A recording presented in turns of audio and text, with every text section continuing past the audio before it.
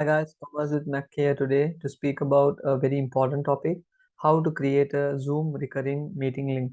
Most of the teachers or most of the students when they do, most of the time this video is going to be helpful for the teachers who are going to teach in Zoom classes. So when you do a Zoom class, you might have a doubt how to create a recurring link, which means whenever you create a link, every time, new times when you create a meeting, the links are separate and it's different. So the student is getting confused when they're joining your platform. So in this video, I'm going to explain you how to use one particular link for all your classes. So that will sort out a lot of problems in future. So let's move on to that. But before we move on to the Zoom, you should open up a Zoom account to do this. So I'm going to join. Here you can see I'm going to bring my video to this side so you will have a complete view on what I'm going to speak.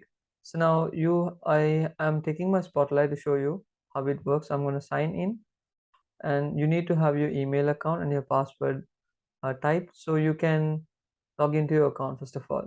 So here I'm taking my email and I'm typing my password to logging in. After I logging in, the platform will show how actually things happen. Let's wait for a moment and then I'll explain how it works. You can see here in my Zoom.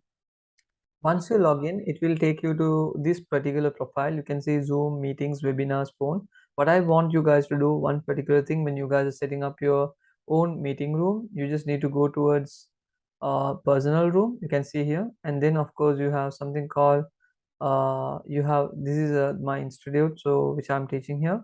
So I have Shine Institute personal meeting room. This is the actual recurring meeting link. So you can here copy this, and then of course you can send.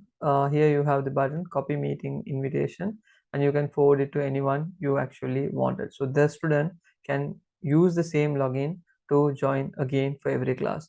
That simple is when you guys are creating a recurring link. If you like this video, please don't forget to subscribe the channel and also watch Commerce with Mac to learn a lot of things about the educational contents.